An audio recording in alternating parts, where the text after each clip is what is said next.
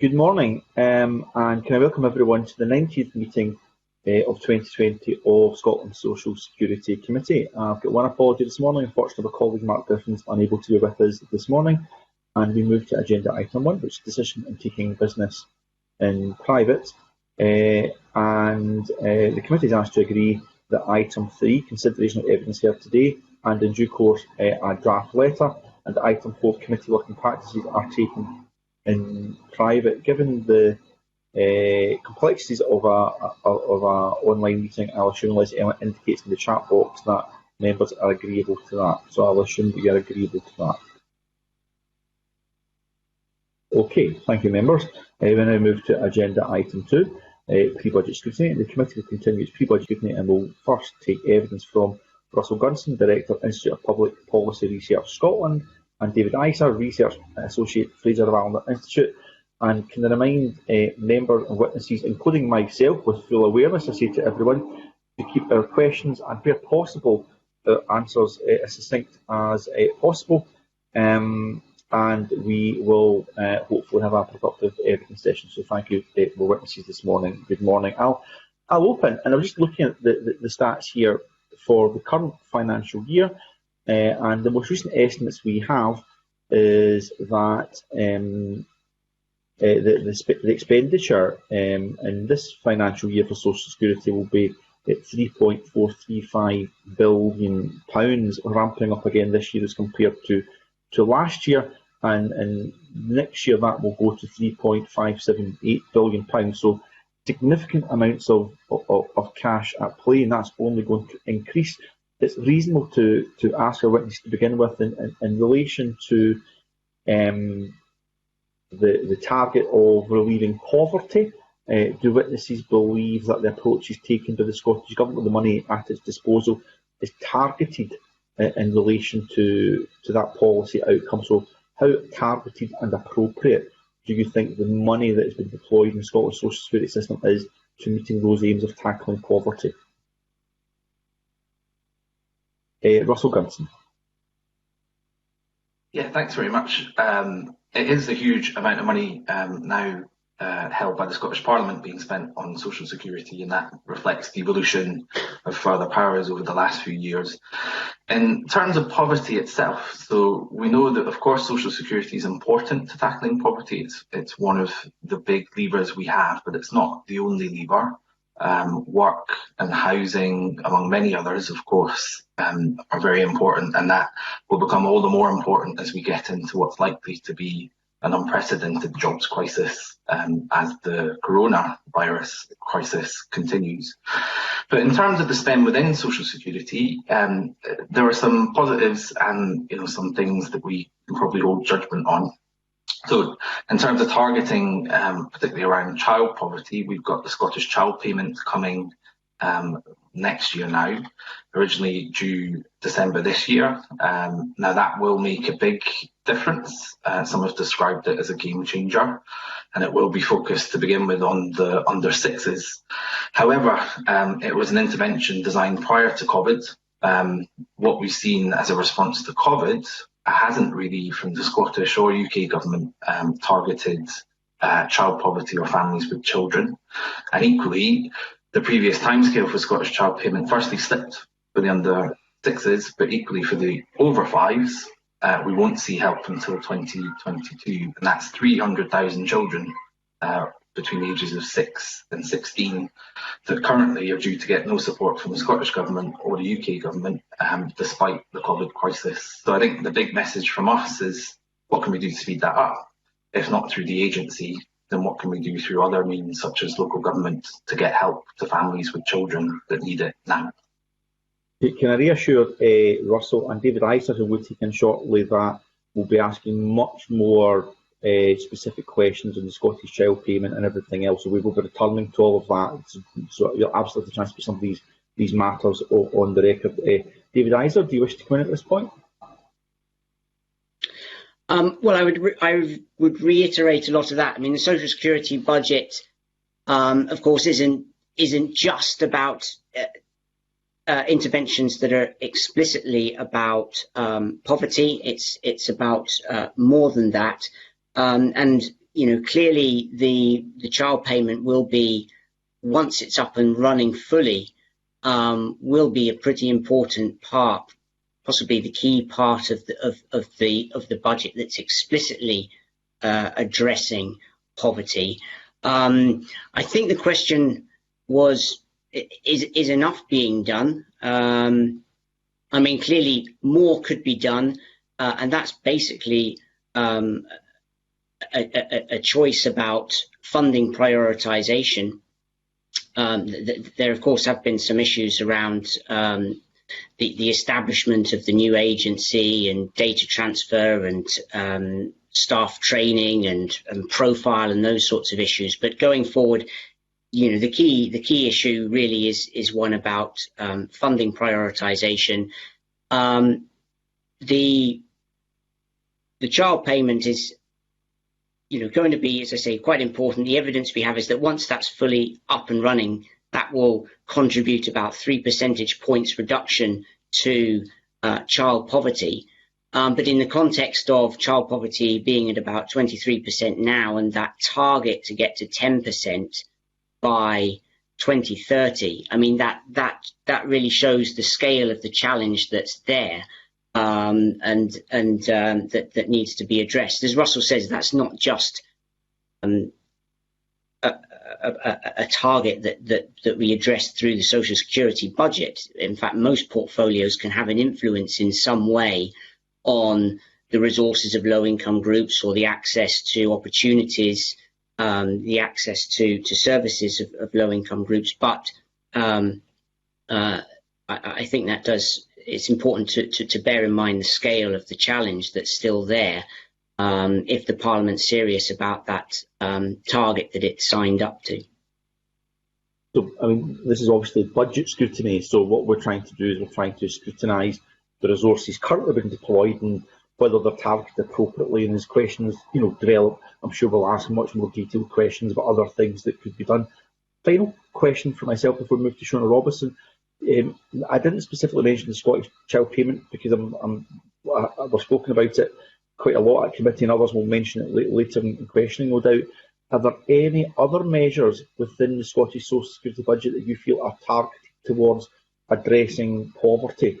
And could you say a little bit about that, if you think they are, or indeed if you think there's something that should be more targeted than actually is? And that's a slightly separate question from saying, should we deploy more funds and where should they come from, I suppose. Is there anything else that is currently taking place within that social security spend? Russell Gunson. So you have, I suppose, less direct ways to tackle poverty through the social security budget. So, of course, as disability benefits, at least for older people and non-work related, are devolved, by supporting people with the additional costs of disabilities, you're obviously beginning to hopefully prevent poverty in the first place. And then sort of technically beyond the social security budget, but still in the orbit of social security, you're looking at the local level. So some of the payments that go through local authorities for school clothing grant, free school meals, and actually a huge amount of the response to COVID has been through those local budgets, for example, through the Scottish Welfare Fund. So I suppose some just beyond the social security budget, some within the social security budget that are more indirect spend, but they're worth, I think in this context, it's worth the committee looking slightly beyond what's technically social security, given the response to COVID so far. I mean, thanks for listing some of those things. What I didn't want to do was to list a number of things. That's like putting words into your mouth. I just kind of wanted you to kind of say what you thought may be making a difference. I was hoping you mentioned, because I've got a personal interest in it at the moment, and that is the Best Start grants, the Best Start foods.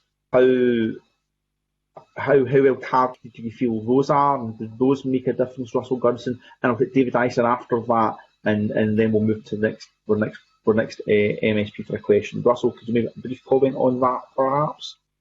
Yeah, another one that will have an indirect effect on at least the measure of poverty, because they're one-off payments rather than regular weekly or monthly payments. But the reality for families is that it will make a huge difference for people that are on low incomes.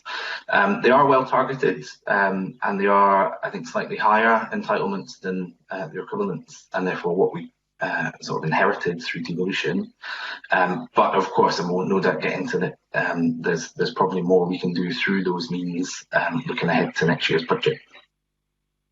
Okay, thank you. David Isa? Well, I mean, in terms of support that's targeted at low-income groups, broadly defined, I mean, yes, the Best Start grant is important. I mean, in funding terms, it's fairly small, of course, and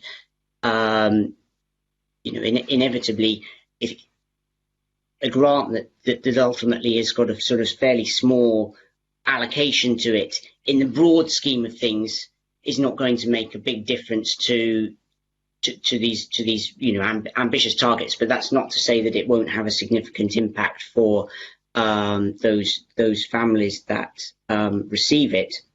The welfare fund, I mean, that's an interesting one, because it's discretionary and it's allocated at a local level. I think, you know, monitoring, especially in the period since COVID, given the additional resources that were allocated to that fund. I mean, I have to say I've slightly lost track now of where that fund sits. Certainly when the budget was set, that was it seemed to be part of Social Security, and then the autumn budget revision seemed to move it out into the communities portfolio. But anyway, you know, that of course is funding that's generally targeted at low income groups. It'll be really, really important to certainly when the dust settles, to really look at which sort of groups have been applying for that, have been receiving that, and what sort of difference has that made. I know that the Poverty and Inequality Commission has done some initial analysis on that, and I don't want to steal Bill Scott's thunder by talking too much about that, but it's a really interesting piece of analysis that talks about some difficulties in getting some of that money out, and some quite significant differences between areas in how that funding has been used, what it's been used for, and so on and so forth. But, you know, in due course, understanding in much more detail what the impacts of that fund have been, and the importance or the benefits of discretionary funding rather than something more systematic and rules-based moving forward, is something that's a really key question to consider. Thank you very much. Shona Robertson to be followed by Pauline McNeill. Thank you. Good morning. We've touched on this briefly already, and it really is just about the kind of principles in the Scottish Government's statement in the 2020-21 budget. Talked about delivering a system based on fairness, dignity and respect, taking a right-based approach to the delivery of social security, whether that's through Social Security Scotland, the Welfare Fund, or discretionary housing payment. It's just briefly, you could both indicate whether or not you think that has been achieved. And we're talking about current spend. We'll obviously come on to talk about whether or not, in the light of COVID, things need to change, but in terms of how things are to date, do you think those principles have been achieved? Maybe Russell first. Yeah, thanks. I think in terms of the Social Security Agency itself, it's still winding up to speed, and I think without question the feedback that they've received from their beneficiaries has been a better experience, one that does come closer to those principles and those aims, certainly than the DWP system. I think there's two sort of caveats on that. One is, as we roll out further benefits, including, of course, the disability benefits and, as mentioned, the Scottish Child Payment, we'll begin to really see whether the agency and whether our aspirations are being met, and if not, what we can do to make sure they are. And then the second caveat is that at the local level, the experience seems, almost by design, different from one local authority to the next. So I think there's a challenge at the Scottish national level as we roll out, but there's a probable, particularly in COVID's context, a bigger challenge at that local level to embed that human rights approach, that those principles within our social security system, not just through the agency, but across all of the payments that people on low incomes or that need help with costs, all those payments that people get in Scotland. Okay. Thank you. David Iser, do you have anything to add to that? Well, I think Russell's made the key point that I would make, which is that in terms of the discretionary funding, inevitably that does sometimes result in situations where people in similar situations but in different areas, or maybe even in the same area, can end up receiving different levels of support, and that arguably conflicts against some of those objectives of fairness and of rights. But sometimes, of course, that has to be balanced against the need to, as has been the case in recent months, the real need and priority to do what we can to get funding to the people who need it. So there is a trade-off there that exists at that level. Okay, thank you. Okay, now we're going to move to our next theme for questioning.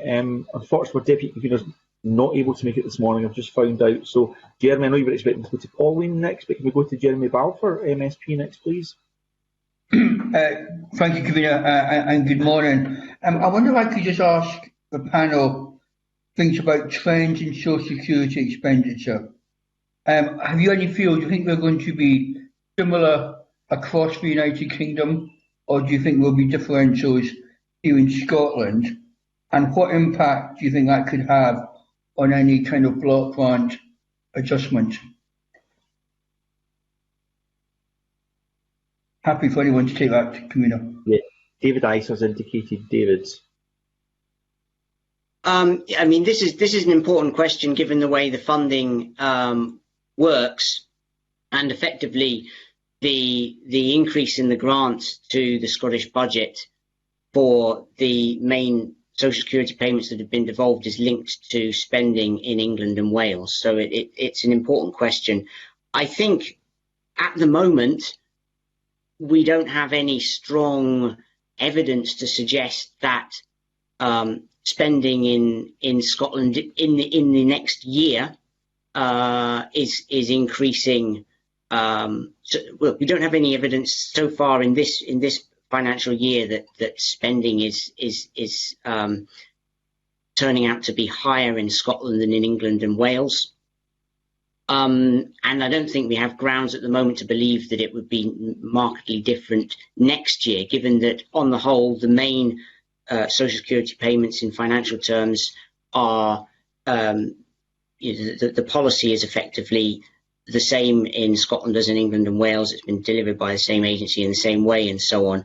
And at the moment, we don't have any clear evidence that the virus is affecting the economies of Scotland versus England and Wales differently. So I think at the moment, it doesn't look like that divergence is happening, but that doesn't, of course, mean that we might not see some sort of divergence coming forward, and that will be an important thing to keep an eye on, because it does. If spending on those payments in Scotland does begin to increase faster than in England and Wales, then that does have budgetary implications. Russell Gunson? Yeah, and I think the only thing to add there is that there have been, I suppose, policy choices made within this year that are likely to see a differential. So the carers allowance supplement, topping that up in Scotland. Equally, the Scottish Child Payment, whilst delayed, it will still see some budgetary impact in this financial year. And so there's policy decisions that will see spend higher in Scotland and the rest of the UK. But as David says, it's too early for those either differential impacts on Scotland to become clear through the COVID crisis, or secondly, the fact that a lot of our Scottish-based payments are passported from UC, for example, Over time, if you see claims go up, then the budgets for those payments will need to go up. But the emphasis would be over time. We haven't seen that yet. We're unlikely to see that in this financial year, but probably likely to see it from next financial year on. Jeremy, do you want to come back on that? No, I mean, just one other one. And obviously, in regard to borrowing, the only way we can really increase borrowing dramatically if it's a Scotland economic shock in regard to the economic situation being different from that in the rest of the United Kingdom. Again, have you any feel of the economic impact? Are you getting any feedback from people locally? Do you think that could be a factor as we budget for this coming year? Or again, do you think the economic impact again is likely to be fairly the same across the whole of the United Kingdom?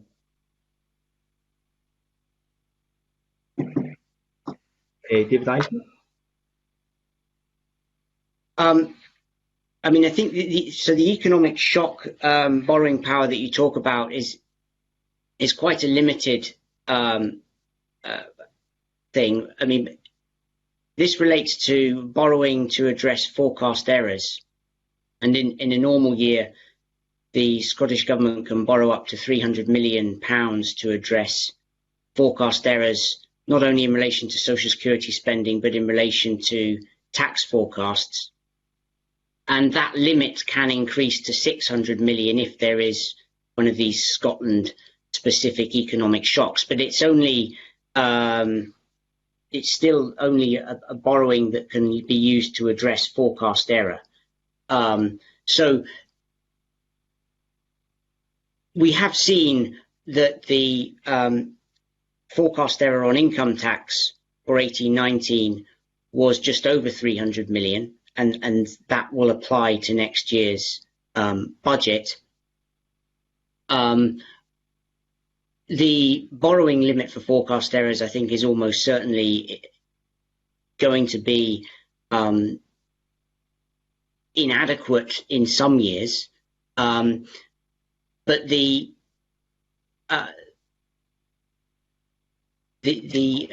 economic shock issue is really just fairly limited to enable you to address higher forecast errors when there is an economic shock. And at the moment, there is no sort of clear evidence that there is going to be a Scotland-specific economic shock this year. But I mean, that might not be relevant anyway, because you know, if you don't need more than 300 million to address forecast error, then you know, it's an irrelevant issue. Russell Gunson?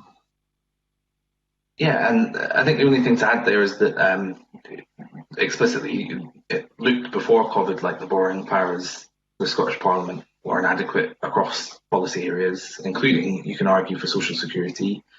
I think through the crisis, that's being exposed to be even more so the case. Almost to the side of the borrowing powers as they exist just now, just asking the question of where are the asymmetric shocks that might hit Scotland. I guess the ones to keep an eye on are the oil and gas sector in the northeast, and then equally tourism, hospitality, and obviously retail across the country, but tourism, hospitality in rural areas. And then lastly, of course, in the context of this week, the course of the virus is a huge factor. So if that's asymmetric, if we see local lockdowns in Scotland or across Scotland, you know, that may lead to economic impacts that are asymmetric as well. Yeah, thanks. Thank you. Okay, thanks, Sharon. Just before we move on to theme 3, and Shona's going to lead on theme 3, just giving you a heads up for that. In terms of, we heard the other day that the passported nature of some of the Scottish specific benefits are means obviously with universal credit increasing. I think we're anticipating a 14% increase in Scottish child payment as people qualify for that as that comes online. So I'm just wondering about more generally that financial exposure of the Scottish budget, of the increase in universal credit claims and passported benefits, and what the financial risks are of that. But also, I suppose, witnesses mentioned there Scotland-specific shocks and borrowing powers. I think MSPs don't really hear constituents say that. They're looking for Scotland-specific responses to a lot of the issues. So constituents will say to us, we're going to lose for £20 per week universal credit top-up. It was never applied to legacy benefits. What can you do about that? But that kind of Scotland-specific response, there's some eye-watering costs in relation to that, I suspect, without sufficient borrowing powers or fiscal flexibility. So I'm just wondering, in the round, whether you think those powers are sufficient and what the risks are if Scotland decides to do more.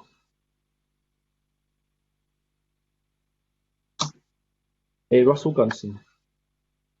I think, just to repeat, the borrowing powers more broadly looked inadequate for the Scottish Parliament before COVID hit, and it looks very much so to be the case through this crisis. Whether that, at its broadest sense, is around your economic policy, we have quite a distinct one, or we're attempting to in Scotland, looking at fiscal stimulus and more broadly trying to keep demand in the economy. But our hands are quite tied on that. We can't conduct a stimulus of our own in Scotland, and that applies, of course. You may want to direct a lot of that spending through low-income families. If you wanted to do a social justice fiscal stimulus, we couldn't really do that. Whether it's through through borrowing, we couldn't really do that just now through the existing powers.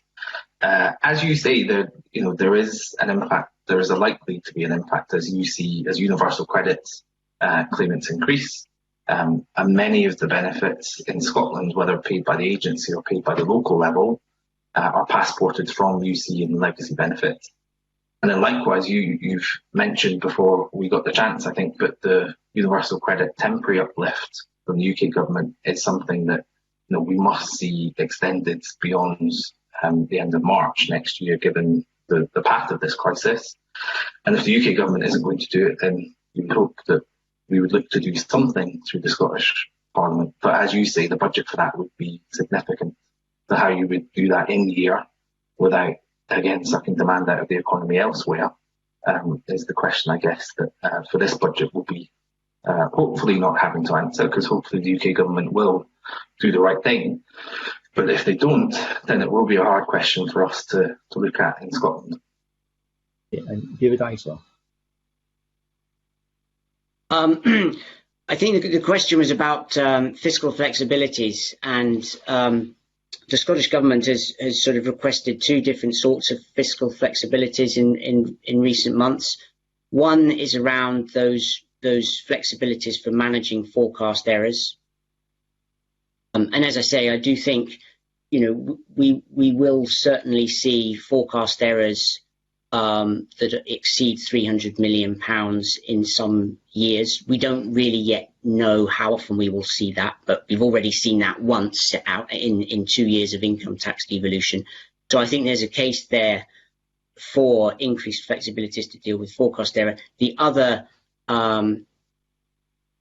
set of flexibilities that the Scottish Government has requested has been around some ability to borrow to fund discretionary resource spending, which, as Russell said, it can't do at the moment. And for what it's worth, I think that there's a case for the Scottish Government to have those flexibilities. The flexibilities asked for are actually not hugely significant in the scheme of things. They've asked for the ability to borrow half a billion to fund discretionary policy.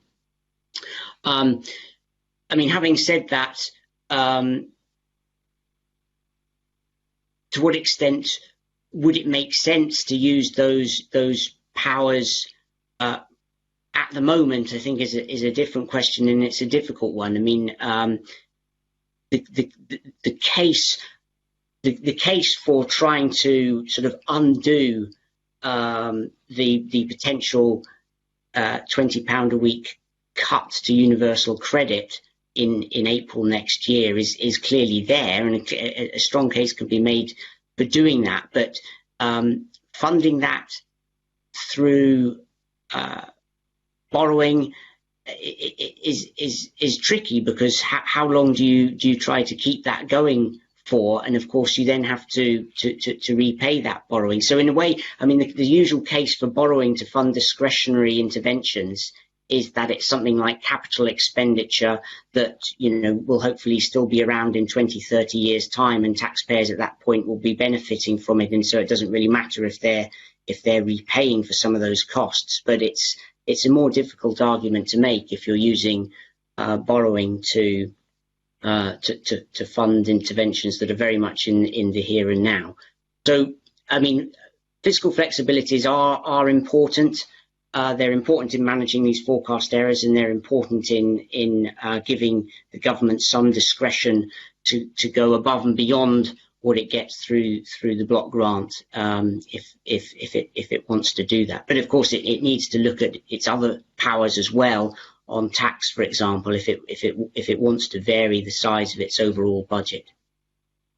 That's very helpful. I should, just for the record, I suppose, David Ives will point out that I'm not actually suggesting that I think Scottish Government should be funding that £20 per week universal credit cuts when it comes next year. There's also much mitigation that the Scottish budget can do in addressing UK issues, and I'll just kind of leave it at that. I suppose I wanted just to tease out the financial realities if it were to go down that road, but I think it looks pretty grim under the current fiscal relationship between Scotland and the UK. Keith Brown wants to come in at this point. Thanks, Convener. Just to say a couple of points on that, just raised questions. The point that was just made there about borrowing to continue the £20 payment for universal credit isn't as easy to do, because the benefits aren't as obvious. I would have thought that £20 in the hands of people that will spend that £20 on food and local services would be a beneficial impact on the economy. I'm not going to be spending it on a yacht in Croatia, for example, and it's just as valuable as capital expenditure over a longer term. And the second point, really, just to ask both panellists if I could, on the point about borrowing for Scotland, if there's no distinctive economic shock in Scotland, so say the impact on, for example, tax revenues is similar in Scotland and in the UK, the difference is the UK government can borrow to make up for that, and yet Scotland can't. It's not an economic shock specific to Scotland, but Scotland's ability to deal with that is much constrained by not having the borrowing powers to compensate for that, if you like. I'd just be interested in the comments of the panellists on that. See, before I take the panellists in, I wonder, because we need to move on in a second, and Rachel Hamilton's also indicated she'd wish to make a comment at this point. Why don't we take you just now, Rachel, and then our witnesses can respond to both points, and we'll move to the next theme after this. Thank you, Convener. It was actually just a point of clarification regarding the point that was made about the discretionary housing payment, because the responsibility was devolved in 17-18 with a transfer of 18.5 million, and the block grant adjustment for 2020-2021 is 3.2 billion. Now, does the discretionary housing payment then roll into the responsibility, the fiscal responsibility of the government within that figure of the block grant adjustment for 2021, and then they wholly become financially responsible for that? Yeah. So can I ask our witnesses to hold on to their thoughts in replying to Rachel Hamilton? And Keith Brown asked a couple of specific points, and maybe we can address Rachel's afterwards. Shall we take Russell Gunson first? Yeah, great, thank you. In terms of, I suppose I wasn't making the specific point that we should, if in the event we had further borrowing powers, necessarily use that to continue the £20 top up on UC. It was more the point, I think, that implicit in your question, Keith Brown, around backing up our economic decisions with the ability to borrow, particularly in these really difficult times where actually your choice is not, do you expand your economy now and pay for it later? It's about damage now and trying to limit that damage so that you can maximise the strength of your economy later. So as you were saying there, Keith Brown, it may be that you make the decision to keep people in work now at a cost now that strengthens your economy further down the line. likewise around providing support to low-income families.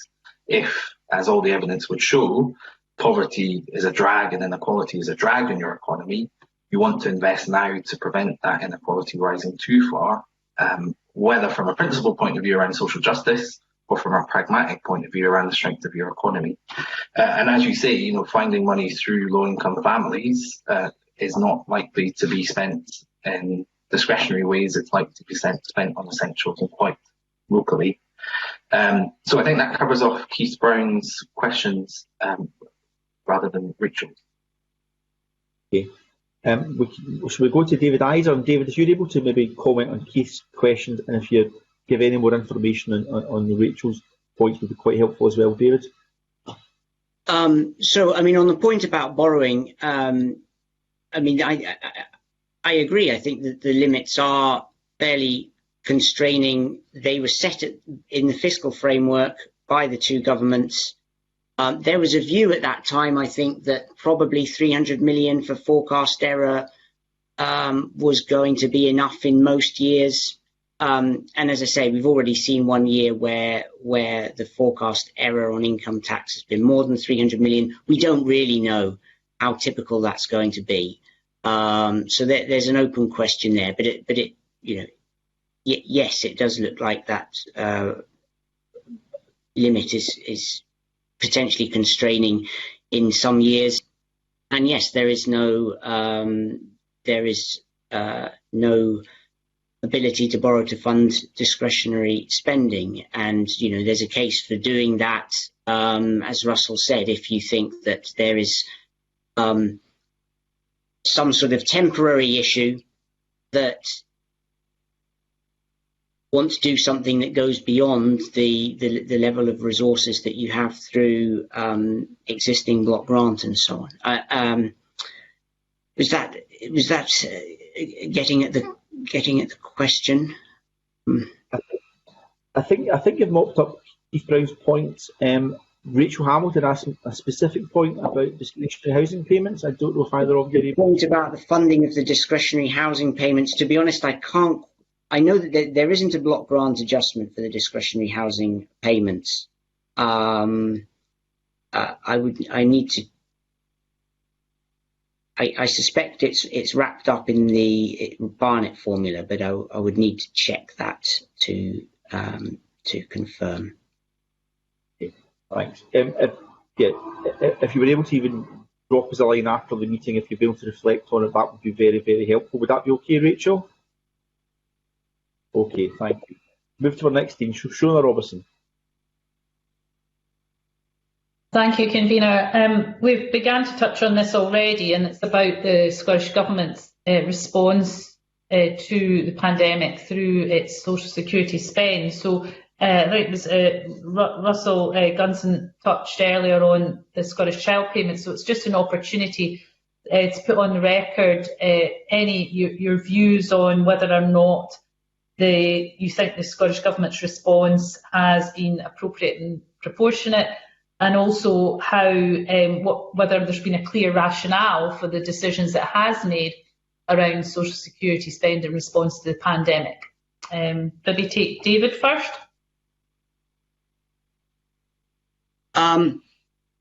Well, I think it's worth remembering the context, of course, which is that this pandemic basically came out of nowhere and was completely unexpected. The budget didn't mention COVID, coronavirus at all, and there were a couple of things that made the response, planning for that response, very challenging as well for the Scottish Government. One was that the UK government was announcing things in terms of reserve policy that would apply in Scotland, and at the same time the UK government was announcing policies that would apply in England that would then affect the Scottish budget via Barnett consequentials. But all of this was sort of happening on an almost weekly basis, and so the Scottish Government was in a position where it's sort of trying to sort of work out, well, what's going on in reserved areas in social security, what's happening to our budget, and that does make things very challenging, of course. And on top of that, in the social security space, there's this, effectively a very unfortunate timing thing going on, which is that if we were a few years down the line, the new agency, Social Security Scotland, would have been in a position to respond more rapidly, more effectively, I think. But clearly, because of various issues around data transfer, staff training, and so on, that was more limited. So there were a lot of challenges and a lot of constraints. And I think, because of that, what we ended up with, and I think this is kind of inevitable, is the government, implicitly, what the Scottish Government's objective was, I think, was to broadly ensure parity in most of what it was doing with what was happening down south. So passing on consequentials in relation to health and social security, and broadly matching what was happening in non-domestic rates reliefs and business grants and that kind of thing. And then sort of trying to see, with the resources it had left, where are the gaps, or where are there groups that we think have a particular need that is not being met, and trying to address that largely through discretionary grants, often channeled through local authorities. That's kind of where we ended up. I think when the dust settles, it will be really important, of course, to reflect on the effectiveness not only of these individual interventions, of which there have been lots, and it's sometimes hard to keep track of, but also on that whole sort of the effectiveness of the package as a whole, and how those decisions were arrived at, and whether those were the right ones. But I think we do have to bear in mind that context, that this came so quickly, and addressing those issues in real time, if you like, when it was never too sure what was happening to the budget and what was happening in reserved areas, and when there were constraints on the new agency, that did influence where we ended up quite significantly.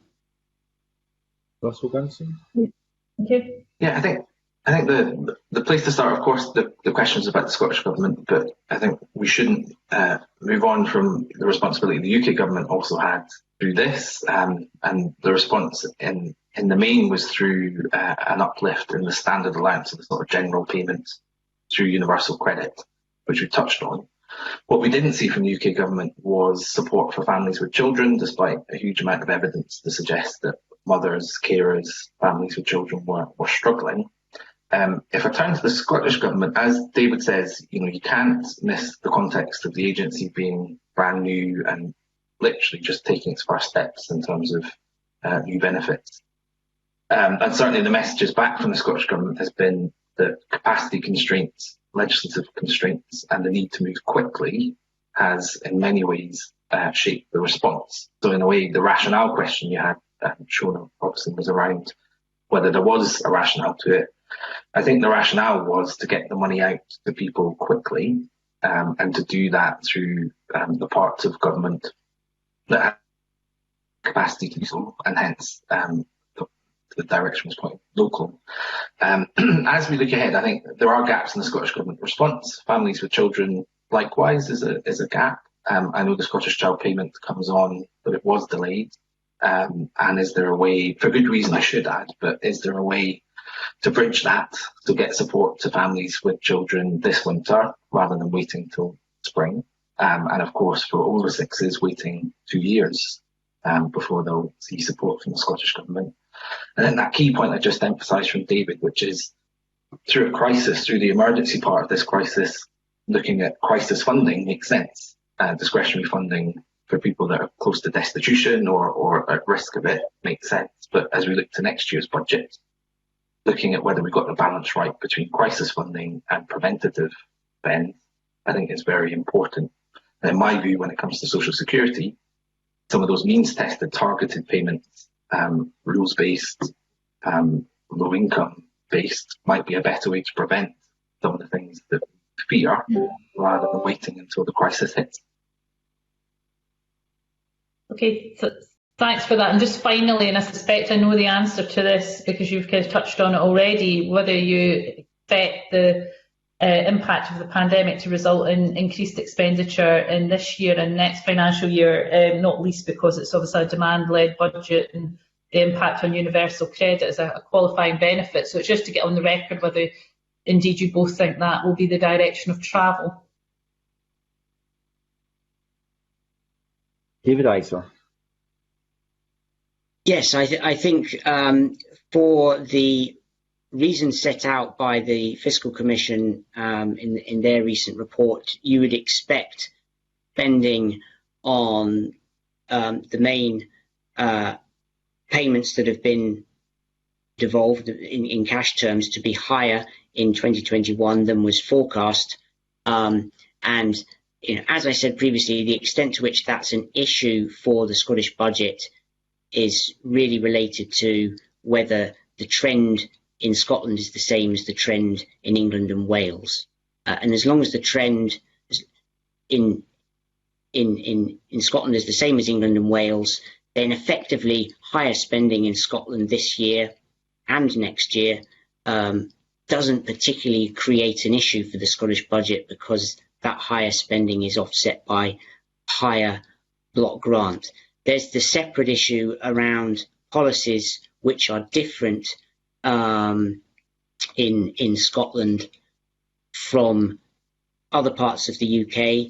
The obvious one there is the child payment, which is linked to universal credit eligibility, and we know that universal credit claimants rates have increased substantially and will probably continue to do so, and that will, as the Fiscal Commission indicated, that will effectively increase the spending associated with that payment as it's currently designed, given that the spending is linked to UC eligibility, and because there is no equivalent RUK payment, there is no compensating mechanism that comes through for that. Same for the carers allowance supplement, although I don't think we would expect that to increase as a result of COVID quite as much as the child payment. But I could be wrong about that. The Fiscal Commission would be better placed to comment on that than me. But yes, spending I think will be higher as a result of COVID, and the effect on the Scottish budget depends on the extent to which these are policies that are associated with a block grant adjustment, because there are similar policies in England and Wales, and the extent to which these are policies that are specific or different in Scotland.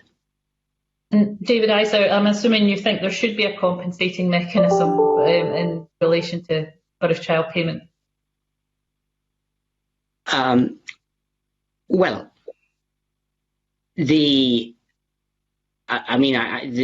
policy itself, I think, is a very sensible policy, but it's a Scottish policy choice, and the fiscal framework is very clear that if the Scottish Government makes a policy choice that is different from what happens in the rest of the UK, then that policy choice should be funded by the Scottish Government. If there is no equivalent policy in other parts of the UK, because the UK Government has decided not to implement an equivalent policy, then I don't think we should expect a compensating mechanism to be there. That would seem to breach the sort of fairness principles that were set out in the fiscal framework. This is a Scottish policy, a very good, sensible one, but it's a policy choice taken in Scotland, and therefore the resourcing implications have to be net effectively by Scottish taxpayers and through the Scottish budget. Okay, thank you. Russell Gurnson, did you want to add anything before we move on? Just very briefly, so yes, the original question, will we see sort of increased strain on the budgets given increased sort of claimant counts on universal credit? Short answer is yes, to some extent this year, to a larger extent from next year. And I think the only thing I'd add is an emphasis, which is to keep an eye not just on the agency payments, but also the local level payments that are also passported to universal credit and legacy benefits too. Okay, thank you. Okay, well, can I thank both Russell and David this morning? We don't have any other questions for you this morning. And please, if there's any information you want to send us following the committee, something you wanted to say but didn't have the time to say it, just drop the clerks an email, and we'll include that in our consideration of evidence. So thank you, Russell Gunson and David Isa. We'll just suspend briefly for a few moments until we set up our next panel. Thank you.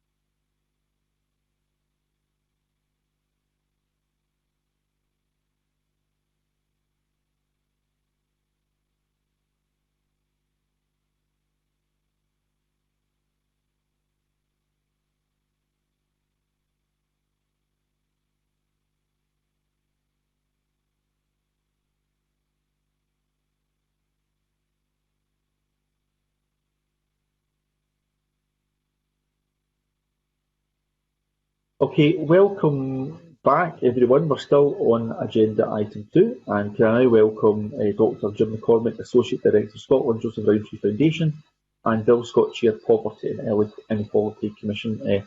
Thank you, gentlemen. I know you sat through that first evidence session as well, so I don't think you were surprised by the first question, which was identical to the opening one. I'll do it without the preamble this time, and it's about the significant spend in the current Scottish Government budget in relation to how much of that you think is targeted appropriately at tackling poverty. So yes, we'll talk later, as you'll gather, about what else could be done, how the Scottish Shell payment is faring, all that kind of thing. But more generally, do you think that the budget is being aligned to targeting poverty?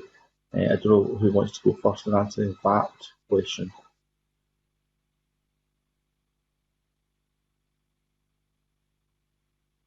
So I just pick someone. Oh, Bill Scott. Bill's appeared in my chat box. Bill Scott, if you could go first, that would be great. Good morning, convener, and thanks for the invitation to speak. I think so far the budget has been relatively well targeted. The payments to Carers Allowance Supplement helps a group that are particularly disadvantaged. Best Start grants, again, whilst not significant in terms of the lifetime of a child, give help at a time when families are under real pressure, and therefore they're greatly appreciated. And the payments that are going to come through the Scottish Child Payment and disability benefits are also well targeted in terms of the groups that they're meant to assist. I know that disability benefits aren't directly related to dealing with poverty, but actually the living costs of disabled people. But as disabled people are much more likely to be living in poverty, they're actually a really well targeted benefit in that sense in terms of relieving poverty. So, yes, so far so good. Yeah. Okay, thank you. Jim McCormick. Morning, convener and committee. A couple of points to make, building what Bob said. I think there are a couple of additions we have to have in this year's budget following the programme for government. So one is the new child winter heating allowance. The other is the job start payment. Now those are both relatively small new payments. We think between around about £5 million in total each.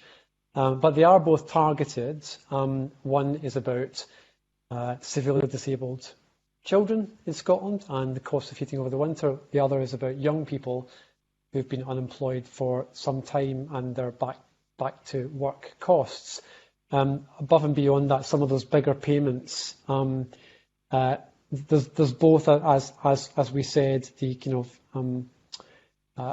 locked in lump sum grants like Best Start grant, the current payments like Best Start Food, which are much more targeted in terms of eligibility, and discretionary payments at the local level, which you heard about previously. These are different because some are entitlement based and others are discretionary, and they vary across Scotland from local authority to local authority. So we're looking at quite different types of payments doing different jobs, if you like, in terms of targeting. Okay, thank you. Final question from myself, and then we'll move to Shona Robertson. As we did in the first session, I didn't really ask this in the first session. It seems self-evident if you're targeting groups who are enduring poverty or having to live in poverty the most and giving them cash, then that will have a positive outcome. But you do still have to evaluate the benefit of the suite of interventions that you make. So, do you have any comments to make on how this is being evaluated or should be evaluated going forward?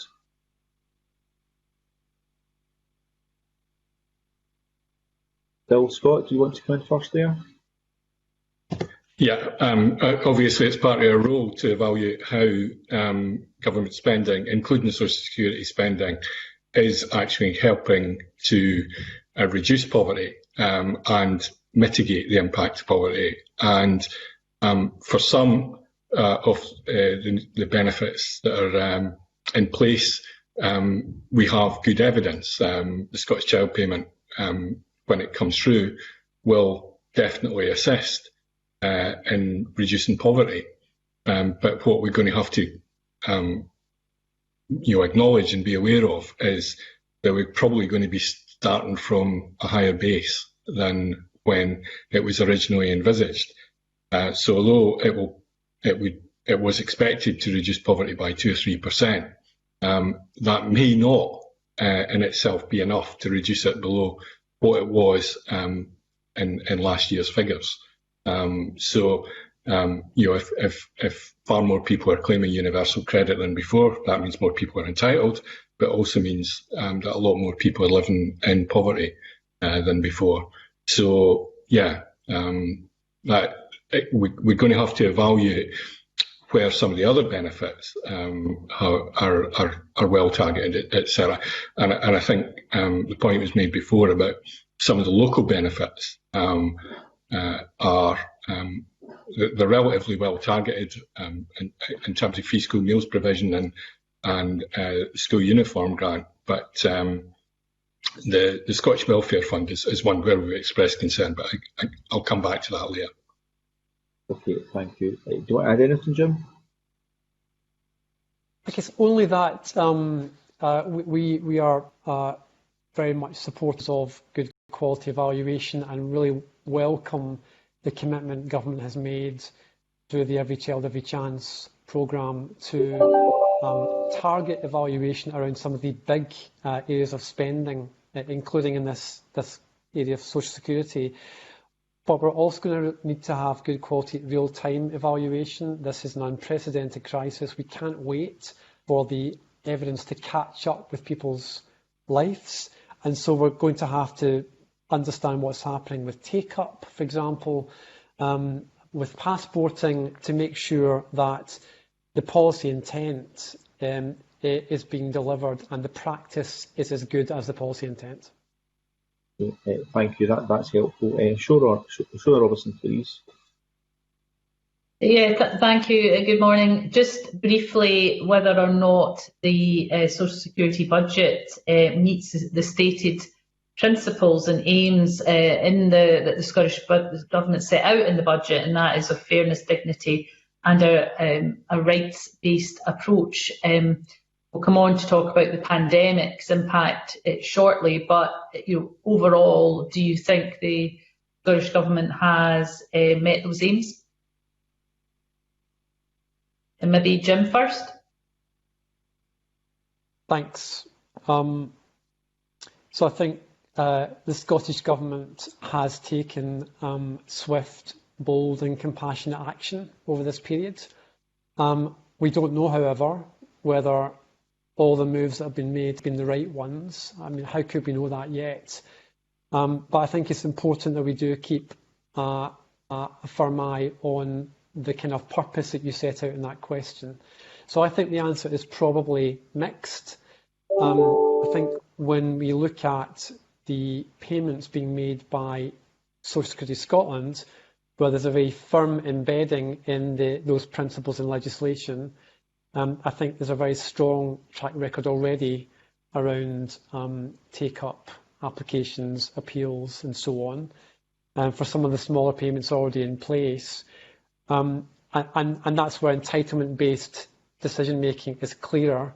When it comes to Scottish Welfare Fund discretionary housing payments, these were devolved before the 2018 legislation. They therefore sit in a slightly different place in terms of their connection to those principles. We are really pleased that the Programme for Government has made a strong statement about bringing local provision into the fold, if you like, more of dignity, respect and fairness. But I think there's some way to go to make sure that local delivery of Scottish Social Security is as consistently in line with the principles that you've outlined. Okay, thank you. Bill Scott? I very much agree with the points that Jim's just made about local delivery. That's where I think there are some gaps at the moment and some issues that need to be addressed. I think in general that in my work with Social Security Agency and Social Security Directorate, I think certainly at a high level the intent is clear that they will try and adopt a human rights based approach, and that's good. The intent is good. The training that staff are being asked to undergo looks good as well, because poverty awareness training is being planned as one aspect of that. But the big tests have yet to come. The disability benefits are an area where there have been many complaints that human rights are being breached at a UK level. And so, it will be when we have disability benefits, disability assistance in full payment, that we're going to be able to make a real judgment call on whether the human rights approach has actually been adopted. And that's around things like assessments, entitlement criteria. So there is also new groups, who are not necessarily new, but larger proportion of young people that are going to be impacted by the need to claim benefits. And there are some gaps there in provision at a UK level, as whether the Scottish Government can respond to those. Because during the pandemic alone, 16 and 17-year-olds who had left school have no provision whatsoever, and their families ceased to get universal credit payments for them. So that's left a number of families in real difficulty. and to get into the area of human rights, we shouldn't see families trying to survive and young people trying to survive with no income whatsoever, and that has happened in some cases. Okay, thank you. Okay, Rachel, take you next. Thanks, Convener.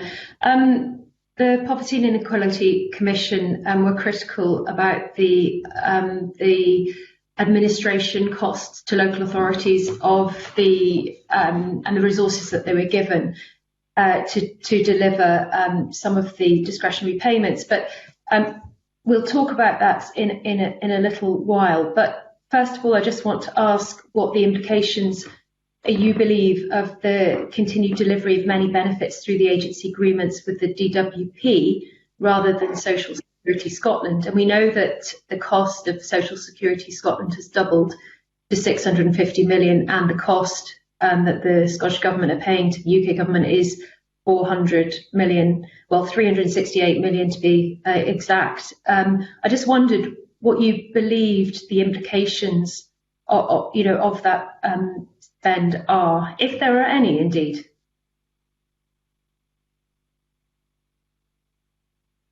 Bill Scotch, we'll take you first. Okay. I think what it results in, really, from our perspective, is a lack of flexibility in what the Scottish Government can do with some of the powers it does have. So, for example, in my other role, out with the Poverty and Inequality Commission, I've taken part probably in meetings over the past 3 years on split payments of universal credit.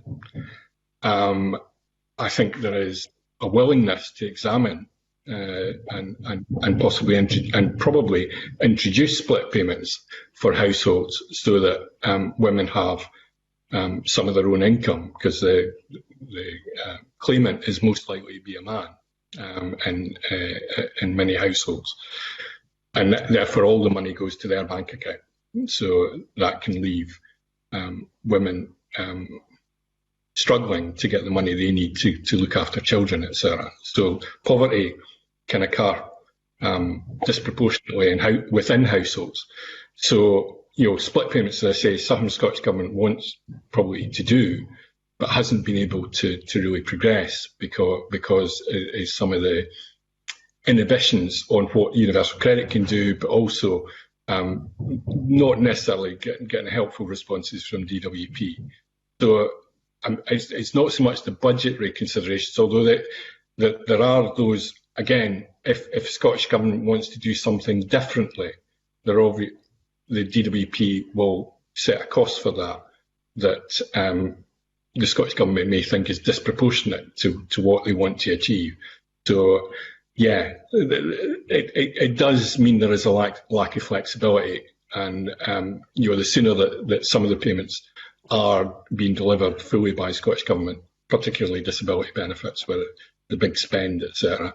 I think the better, but some of these are teething issues, some of them are resource issues, some of them are to do with the technology that's been used at UK level, and the inflexibility of the IT systems that have been adopted. I think that's all I've got to say in it. Jim Mccormick? I think there are a few consequences that flow from continuing with the reliance on DWP. So there's an obvious one about where Scotland sits in the order of priorities in terms of building distinct policy options, where universal credit is obviously taking up DWP's bandwidth, understandably, the surging claims.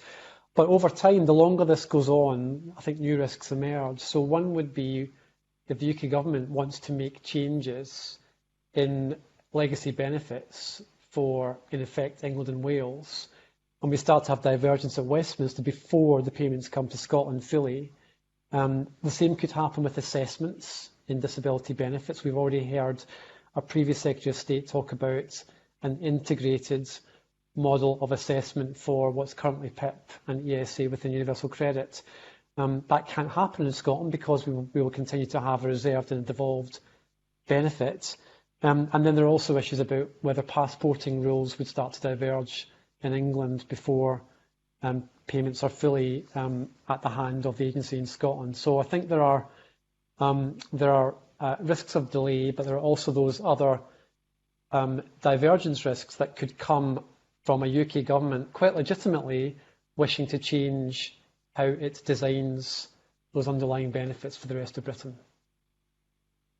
Okay, yeah, thanks, Bob. I'm not sure if you'll be able to answer this question, but one of the Social Security Scotland principles is to be efficient and also to deliver value for money. And I wondered whether you had an opinion on whether you believe that the current arrangements in terms of the administration are efficient and do deliver value for money, or would you like to see them delivered in a different way? Shall I go first? Yeah. So I think we don't know enough yet, and I think it would be helpful to have kind of focused public audit look at maybe parts of how we're building this brand new service in Scotland, over and above what we've seen previously around IT and workforce, for example. So maybe some thematic audit over the next year.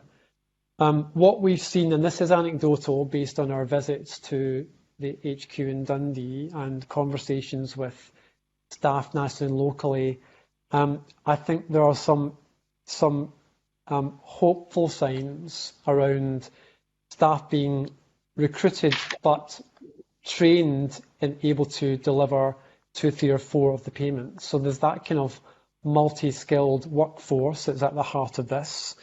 I think a lot depends on really efficient data sharing. And when I visited Dundee again, I watched staff members take applications for Best Start grant on one screen. On the second screen, there's a live feed to DWP and HMRC systems, so we aren't having to go back to applicants and check for errors or gaps in the application.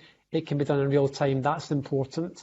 And then a final point would be how the agency delivers its local delivery function, how those staff who sit within each part of Scotland seek to integrate and be available through hubs and also integrate local support and services. So this isn't just a kind of a new silo that sits in Dundee and Glasgow. It'll be extremely important to boosting awareness and take-up and streamlining the service from a citizen perspective. There is scope for complexity and additional cost, and I think it's important we strip as much of that away as possible.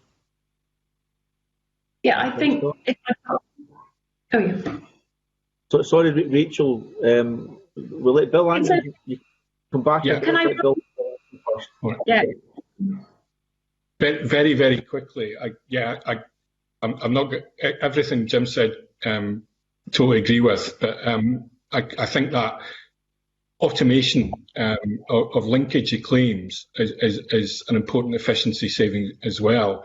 And I'm really pleased to see that, the linkage that's going to be made between applications for Best Start grant and the Scottish Child Payment, and vice versa for under 60s. So that is a good way forward, and I would like to see more automation at a local authority level as well, so that claims for free school meals and school clothing grants, etc., were linked as well. So every time somebody applies, it's often the same information that's being requested about their income levels, etc.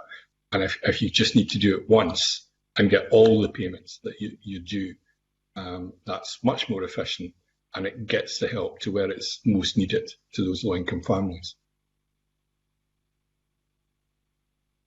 Yeah, thank you for that, Bill. I just wanted to go back to where I really started, which was about the comment that the Poverty and Equality Commission made regarding the money for grant, that the grants didn't cover the administration costs for local authorities, and I know that obviously we can't substantiate that just now.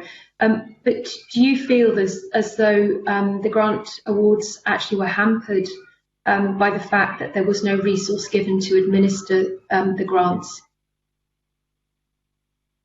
I think it could have been a factor. The reason for that is that if there was pressure on staff to deliver crisis grant payments, and I think there was a huge pressure because the number of crisis grant applications rose dramatically in March, April and May.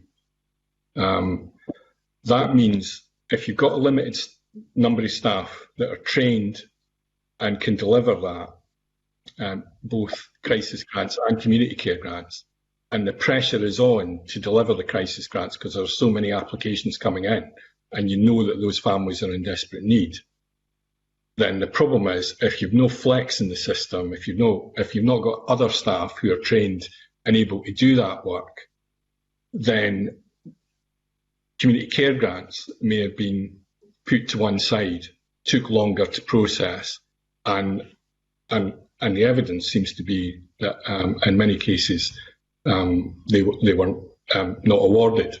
So there was only a reduction in 20% of applications for community care grants during the 3 months, April, May, June.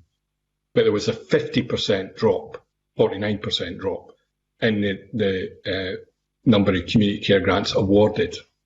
So it looks as though there was a definite problem, whereas crisis grants, there was a definite increase. So it does look as though, administratively, there was a problem there, and it may well have been that there were not sufficient staff to cover, especially when some staff were probably having to self-isolate and things as well. So if you've got very small teams, it's very difficult to cover for them, and especially if there's pressure on in another part of the system. So, providing additional funding to local authorities, we believe, might mean that you can train more staff and have them in reserve and can bring them in periods of crisis like this. So it needs to be negotiated. We need to see what the proper level is, but it was very, very welcome that the Scottish Government did make additional resources available, but they didn't really get out the door. They didn't, there was actually a drop in payments between April and June in total. Because of the community care grants not being made at the level that they probably should have been. So, yeah, we need the flexibility within the system, and that probably requires more staffing. Jim McCormick wants to comment on some of that? Just briefly, if I may.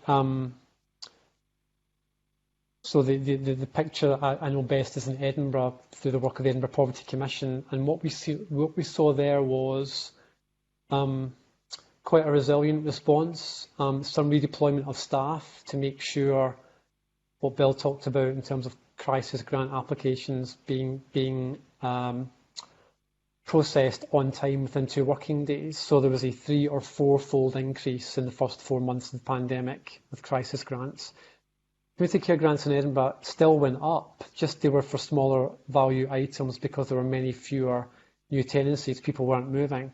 But I think what we also see is if you look at the work of Aberlour with this emergency assistance fund, there were definitely people who felt they should be eligible, for example, fleeing domestic violence. We've heard this in our own advisory group, not able to get access to emergency support for things as basic as beds and white goods, and having to turn to charity. So clearly something was wrong either in the eligibility criteria not being flexible enough to cope with this pandemic, or possibly in the operation of that in some other parts of Scotland. And one very quick final point, we also have the self-isolation support grant coming, opening next week.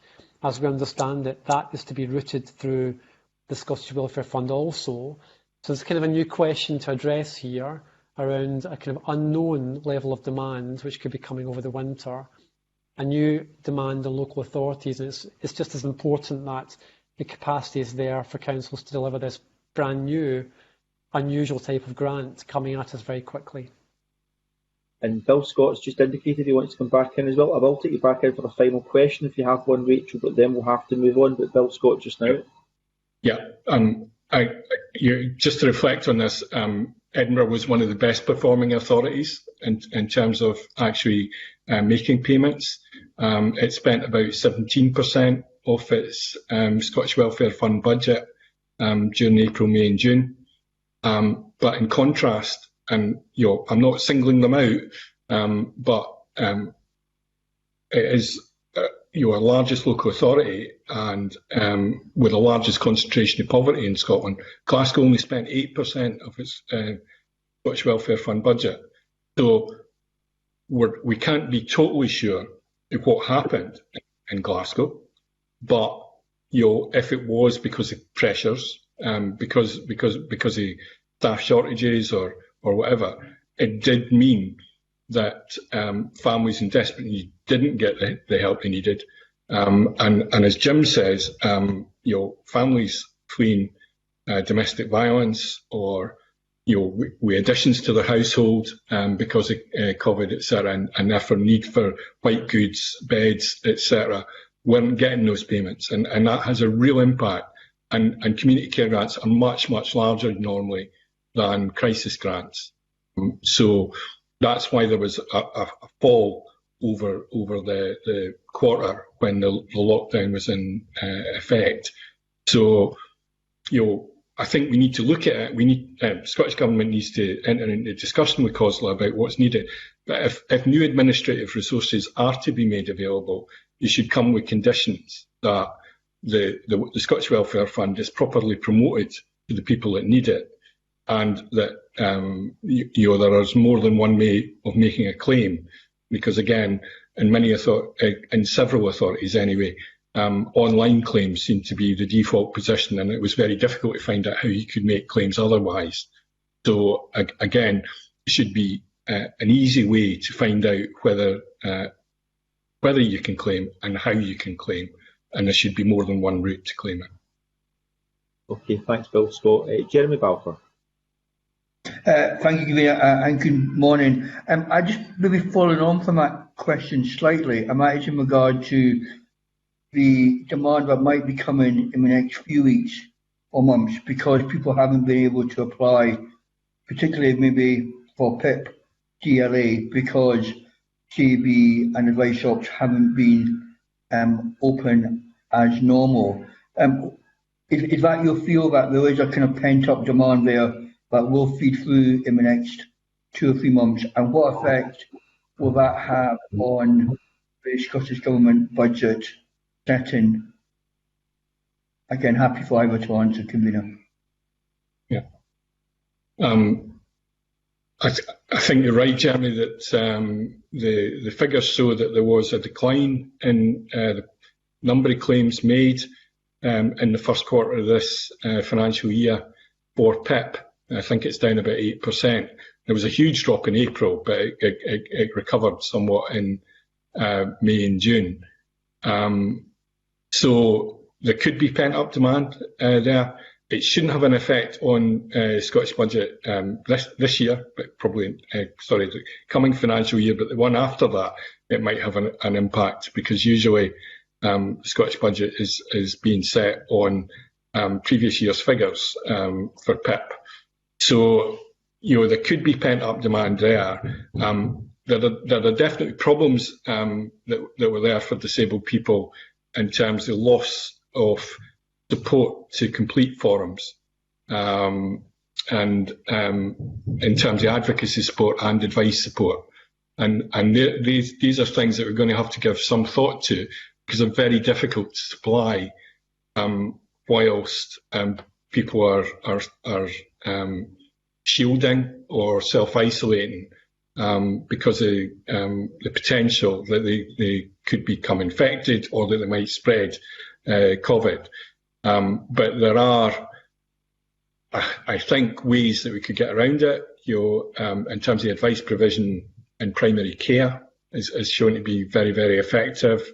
And also, Jim can probably speak to this even more effectively than I can, there's been welfare rights delivered in schools. And again, that could be quite important in terms of children's DLA, which is going to be still the first to be implemented. That could be a really good method, actually, of getting welfare rights advice to a lot of the families that are going to need additional support. Is actually going out and speaking to parents in schools. It's shown to be a very effective method of getting children's DLA claimed, but also other means-tested benefits being claimed, free school meals,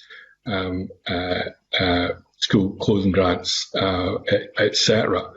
So, it can really make a difference. And we're going to have to think hard as a society about how we can support people to make the claims and get the money that they're entitled to. Jim McCormick? Well, I would just make the point that, if claims are down by that order of magnitude, and even if they catch up a bit later in the year, there's still going to be backlogs and waiting times, then 8% of £1.6 billion projected spend is a very, very large sum of money.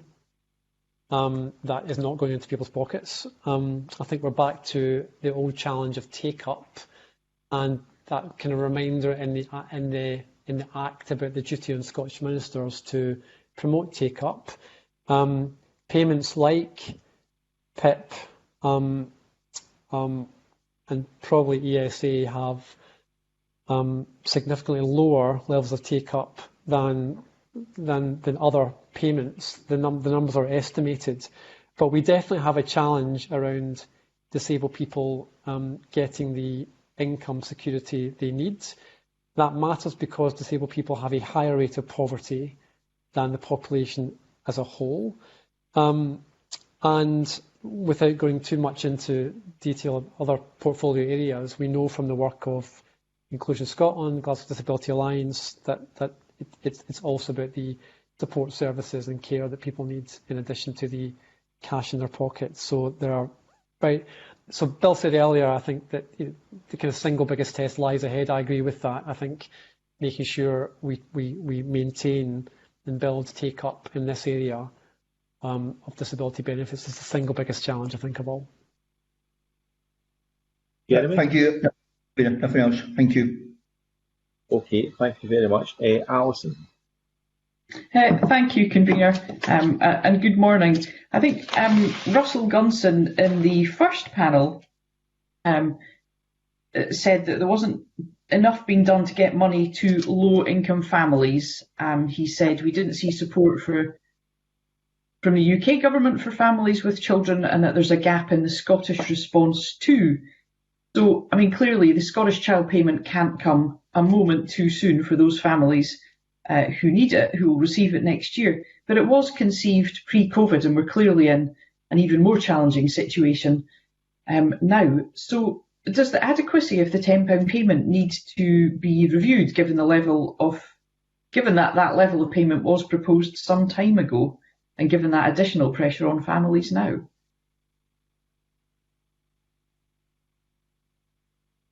Jim, do you want to come in first? Happy to. I suppose there are 2 points to make here. Low-income families with children are one of the big gaps overall in terms of support versus rising needs. Disabled people are the other group we just talked about. So at the UK level, we need to see the lifeline in universal credit and working tax credits extended beyond next spring, and also cover legacy benefits. In Scotland, it's good news. The Scottish Child Payment will be opening to applications, but the programme for government, I think, says first payments will be by the end of February. That's getting very close to the end of this financial year, and I think the Fiscal Commission has picked up on they call it a saving. We could also see it as money not going into families' pockets in this financial year. So there's that point. Then there is the possibility of having to wait 2 years from now before the payment is extended fully to a further 200,000 children, so over 220,000 who would be eligible eventually. So our view would be, we understand why we can't open that through the agency much faster, but we think an alternative should be found by the Scottish Government. And so we think that in the draft budget coming this winter, there should be provision made to route money to low-income families through alternative payment channels, and we think local government payment channels are the best option we have without having to worry about new build. And we could top up those channels that have been used for school clothing grants and free school meals during lockdown. On the point of adequacy, we estimated that £10 a week, when fully rolled out, would take between 20 and 30,000 children out of poverty. Pre-pandemic, the numbers do more or less double, so if you doubled the budget, you would get double the impact. There's a choice to be made about how much money to route through the Scottish Child Payment. It would be not adequate if nothing happens at the UK level in terms of the lifeline. So that there's that kind of interdependency to think about. But there's also a slightly different point is about housing costs. The kind of game-changing impact of the Scottish Child Payment could be at least equalled if we closed that gap in terms of housing costs. Families who are only in poverty due to housing costs, same number, 30,000 children. And so looking at what we can do through controlling housing costs is every bit as important, we think, as putting more money directly into the pockets of families. Of course, one can be done faster than the other, but both will matter over the coming years. Thank you. Thank you very much. Can I ask, the Scottish Fiscal Commission is assuming that 80% of families who are eligible will take up the child payment in the first year, and the Scottish Government, I think, is budgeting on that basis. So 80% is less than other means tested payments, and much less than child benefit. But is there a need for the forthcoming budget to invest more in benefit advice and promotion to increase that take-up? Because that would be a fifth of eligible families not receiving the benefit. Bill Scott, do you want to go in first? Yes, I think there is a strong case for more money going into welfare rights advice. It's a distinct worry, actually, that benefits advice is not a statutory duty for local authorities, because that means that if local authority budgets are reduced and you look to make savings, it's one of the areas that can be cut. We have seen local authorities closing or proposing to close some CABs and making cuts to their own welfare rights teams. And I think we do need to see investment in that area. Otherwise, I don't think the 80% will be met. Because means-tested benefits you need to promote. Certainly there's going to be a dramatic increase in need. And I would hope that word of mouth will help. But there are always families who are reluctant to claim and actually, feel stigma is attached to it, etc. So we've seen actually at the beginning of the lockdown, quite a few households who were entitled to universal credit, entitled to claim it, delaying making a claim and using up their resources before they did so, and then getting into crisis because they then found out there was such a long wait until they got their first universal credit payment.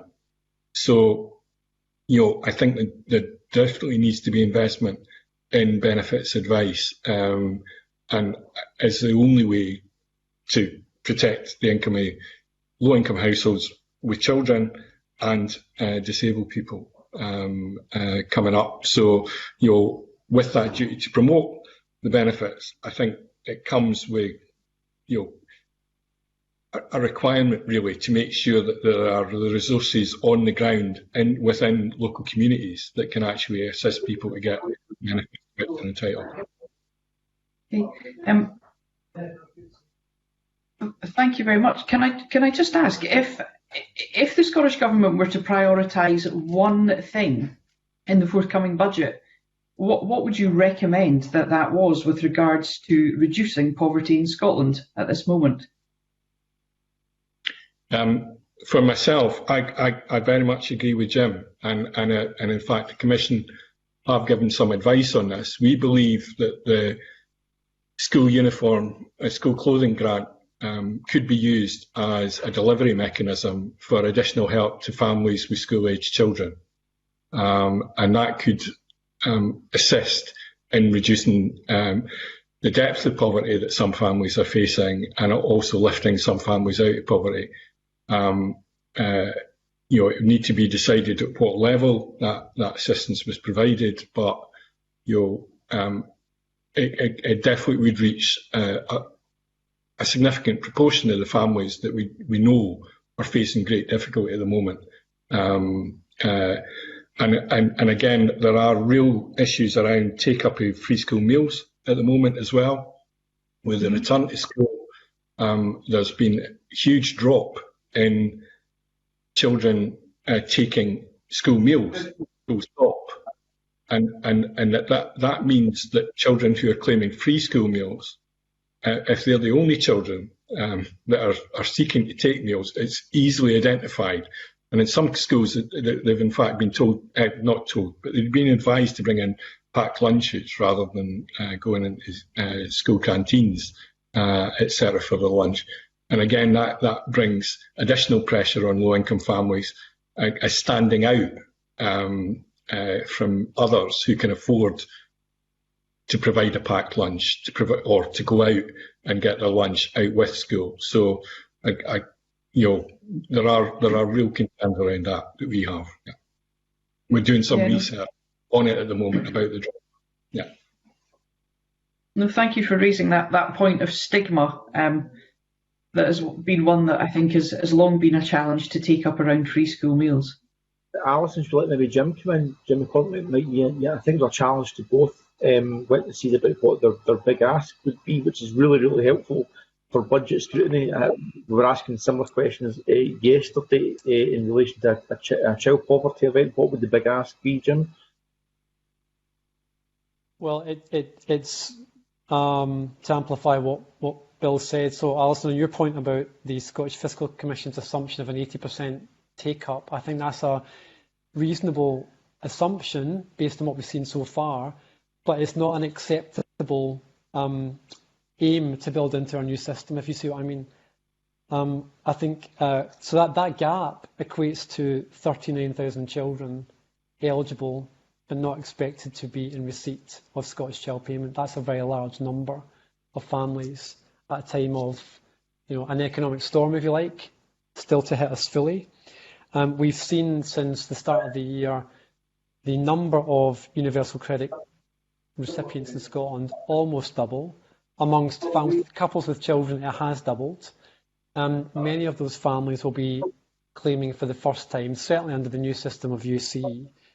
And so I think the answer is Scottish Government has to commit to an alternative payment mechanism for many of those families in the next financial year, not waiting 2 years. Recognising that will be a partial solution because eligibility, for example, for free school meals is more limited than it will be eventually for the Scottish Child Payment. But getting money into some families' pockets faster is a good trade-off than waiting 2 years to get it to everybody who's eligible. And so it's both the financial commitment to that alternative and the investment in the infrastructure that will close that gap and get us much closer, far above an 80% take-up rate. And the best way to do that is not just through, building in, prompts on a universal credit online journal. DWP can help with that, but it is also having face-to-face and digital support locally. The kind of approach in Edinburgh that Maximise takes, as Bill said, through now nurseries, schools, GP surgeries. We can extend that to libraries once they reopen. A mix of face-to-face and digital and telephony. We're going to have to bring our absolutely best practice around take-up with some urgency and invest in the infrastructure as well as the money going into families' pockets a year earlier than is currently planned. Thank you. Thank you very much. Thanks, convener. Okay, thanks, Alison. Now, Tom, I don't know whether to take Tom Arthur, whether to take you in just now, because you did have a supplementary, but the moment may have gone. I'll give you the opportunity to come in just now for a brief question if you want. Otherwise, we'll move on to Keith Brown. Now's your opportunity, Tom. Thank you very much, convener. I appreciate that. It was really just to pick up on the issue that Bill Scott raised and Alison mentioned as well around stigma. The conversations I've been having with the Vice Services in my own constituency, as many of us will have been having in our own constituencies and regions, is one of the key issues is the number of people who are going to be coming in the social security system for the first time. So I'd be really keen to hear Mr. Scott's and indeed Mr. Mccormick's reflections and what government can do to tackle stigma, and indeed what the roles and responsibilities are of individual MSPs in helping to tackle stigma so that we can promote the greatest possible uptake of benefits. Okay. I think talking of entitlement is always a good way. That this is something that you are entitled to, rather than that this is something that the state gives you because you're seen as feckless or not coping. So a message being sent out from the very top of government right through down to local government that we want to see people coming forward to claim this money because you are entitled to it. It is yours, and we want to help you get what you are entitled to. So what Jim was saying, we know that if welfare rights is provided in settings where people feel comfortable and at ease, and the approach that's taken is one where we're here to help you get what you're entitled to, then there's much higher take-up rates than, unfortunately, the message that comes through the media, often through programmes like Benefit Street, etc., that, they're all at it, they're all trying to defraud the system, etc. So, I think there's real issues about messaging, and the Scottish Government can help with that, but it has to permeate all levels of political leadership to really say, we want you to get this money because you are entitled to this money.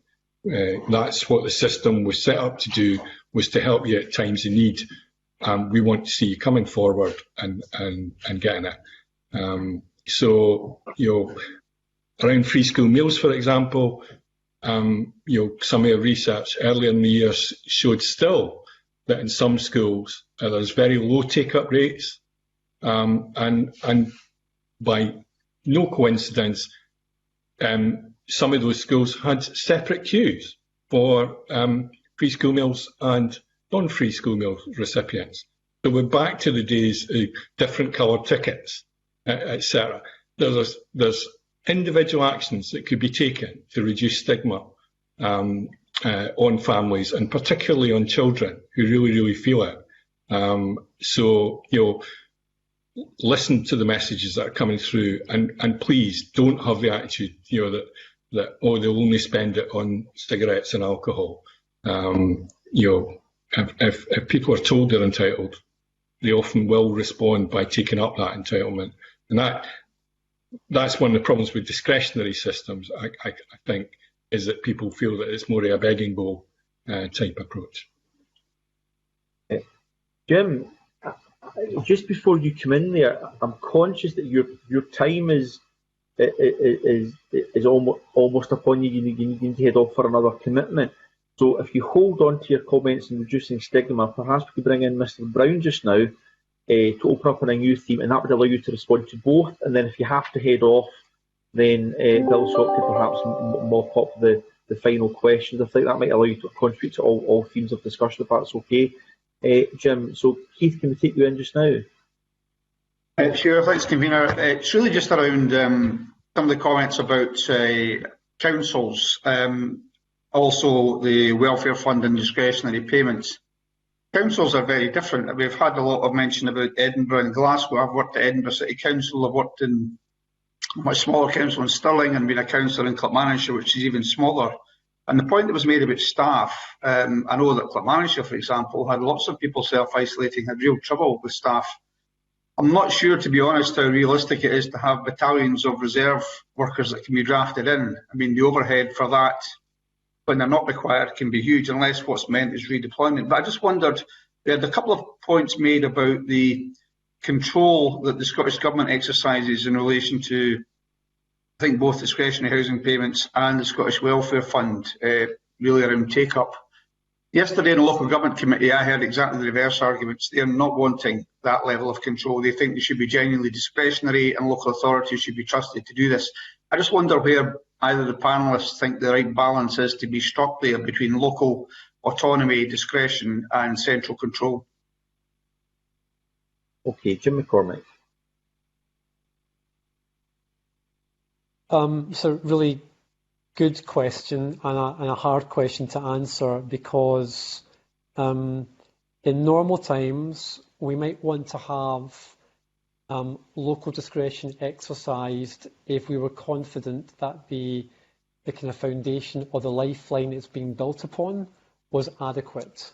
And at the moment we face the possibility of local housing allowance and temporary increases in UC at UK level being removed next April.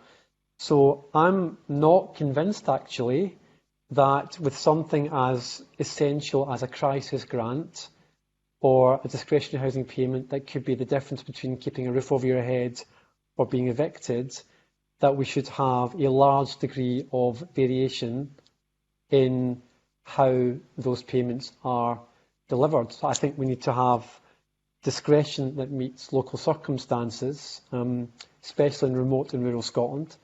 But we also need a really clear framework of national guidance so that variations are reasonable ones rather than very, very wide ones. And where there are limits on redeployment, there ought to be ways in which we can group together local authorities on a regional basis to support each other. Maybe that's just for during an emergency period, but there ought to be more opportunities through digital working to make sure it shouldn't matter where you live in Scotland, you will get the same rapid, accurate support with the same rights of appeal, and as Bill said, a choice of application channel, not just being limited to what's online. And if I could really briefly say on Tom Arthur's previous point, I think what we possibly have going for us that's different this time around stigma is we possibly have a mobilised public which has seen the difference that key workers have made. We possibly have a different view of the value of what has been low paid work. Public attitudes before the pandemic in Scotland were hopeful, actually, in terms of seeing social security as a public service that ought to be there for us all, women to claim upon it, but it is going to need all of you as politicians on a cross-party basis, and media framing that doesn't play games with these issues. The stakes are too high to shift where we get to coming out of this crisis. So I think that there's the potential to shift how we see social security in Scotland, but a great deal depends upon the choices we make and the language we use. Bill Scott? Yeah, just to reassure Keith that we're not looking for battalions of additional staff.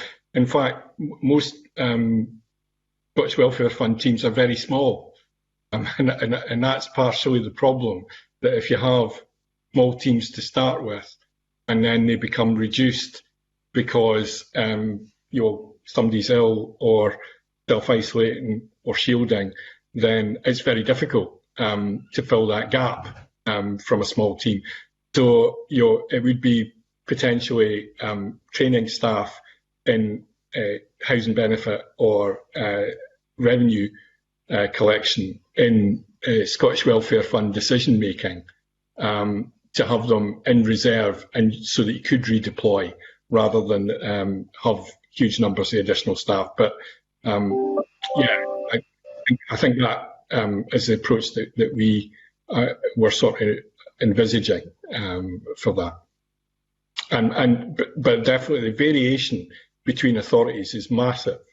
If Edinburgh's spending proportionately twice as much money as Glasgow, and Aberdeen is spending twice as much money as Aberdeenshire, and some of the smaller authorities are very good at getting money out. Dumfries and Galloway have got a very good record in the past for getting money out to people that need it.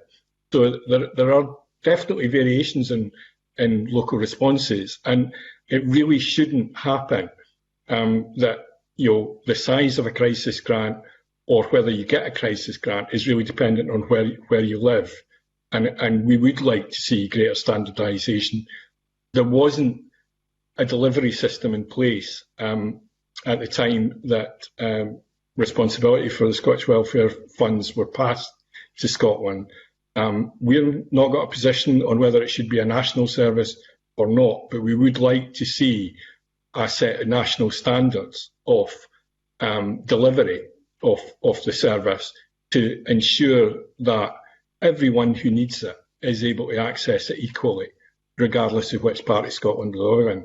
And I don't think there can be an argument around localisation that actually says it should be more difficult to apply in one authority than another, or more difficult to find out whether you're entitled to make a claim in one authority rather than another. And yet, in many council websites, it took 3 or 4 visits to different web pages before you actually found out anything about the Scottish Welfare Fund. And in others, it was 1 click. And that makes a huge difference to somebody who might not be familiar with using the internet, whether you can find something quickly. These are all hugely important points. I'm conscious it's technically a budget scrutiny session, and I suppose it's worth then putting on record that the committee in the last budget process had asked for an increase to the welfare fund, and we'd secured that increase, and that's before the doubling of it with COVID. And I'm conscious, when I looked at the stats at the time, that increase initially did have an administration part of the funding element of that. So I suppose for the purposes of this committee and our budget scrutiny, what's important for us, and the witnesses can write to us if they want to provide more information on this, is whether the money that's already in the system going to councils for the administration of the welfare fund is sufficient or otherwise. And I think Mr Brown makes the point about deploying and redeploying. Actually was the COVID response about not having enough money or not having enough individuals? Could you realistically have recruited or redeployed during the pandemic anyway? So it may or may not be a moot point, but for budget scrutiny purposes, I think the committee would welcome your consideration as to the portion of the welfare fund that actually is given from the Scottish Government to local authorities with administration as part of it, because it is part of the welfare fund budget. So please don't respond to that just now, but I think it's important we are doing budget scrutiny to deal with it in that context. Keith, maybe we'll now close at 11:30.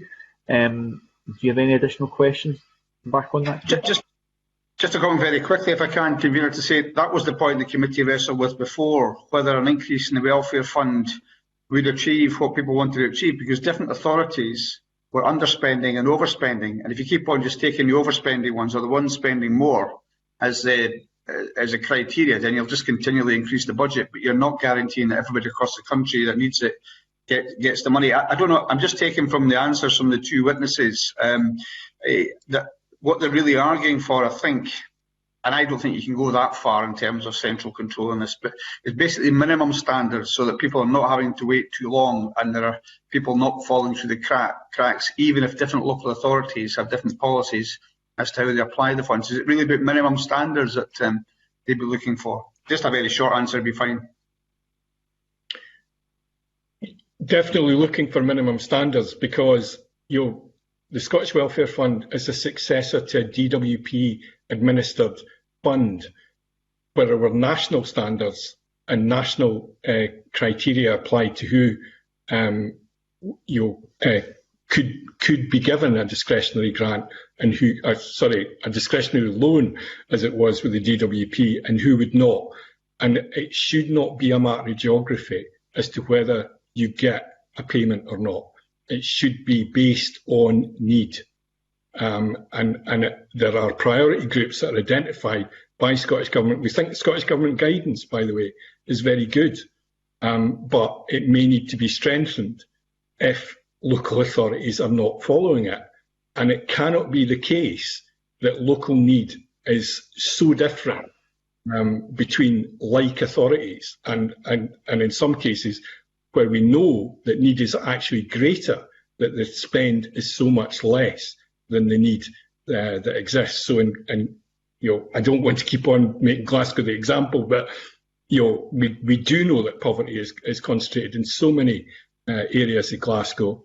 So much of Scotland's poverty is concentrated in the West, and yet it didn't manage to spend anything like what some of the more successful authorities like Aberdeen, Edinburgh, etc. spent in terms of getting money out to people during that period.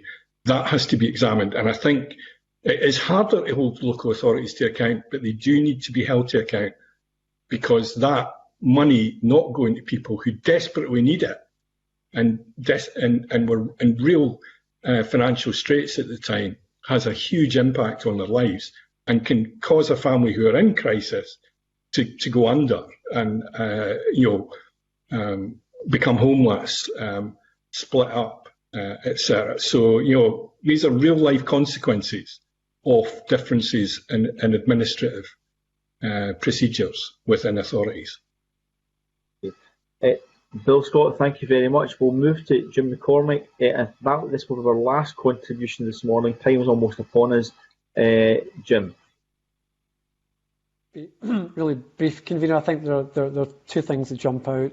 One is to understand the underlying performance of the Scottish Welfare Fund pre-pandemic. We have the annual reporting from the Scottish Public Services Ombudsman. They do an excellent thematic look at where there are patterns of problems, which might be adequate resourcing, it might be staffing, it may be what's happening in the complaint system, but we've got every single year a picture of what's underlying the performance of the system. And then for this year, a year like no other, then we need to understand, do eligibility criteria need to be relaxed and made so that new patterns of emergency can be served that weren't thought of previously.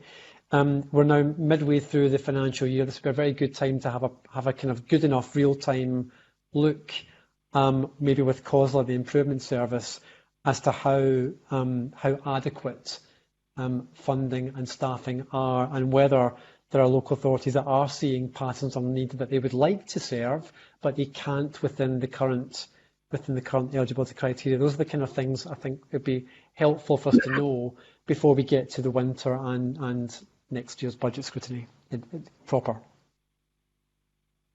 Okay, thank you, Jim. Can I just formally then thank Dr. Jim McCormick and Bill Scott for your evidence this morning. I know the way these evidence sessions work. I was going to say you'll go home. I think you're probably already home. But later on, you were thinking, didn't really get the opportunity to put something on the record that we wanted to, because the questions didn't quite run that way. It's important that we get to hear from you, so please do drop the clerks an email if that is the case. But thank you to both of you, and of course to Russell Gunson and David Isaac in the earlier session for your evidence this morning. But that concludes the public part of today's agenda. That's agenda item 2 complete. Can I say to members, as we move on to agenda item 3, we're not taking a comfort break, I'm afraid, due to time constraints. So we will meet on another platform in a minute or so. But for now, thank you everyone, and we'll now move into private session. Thank you.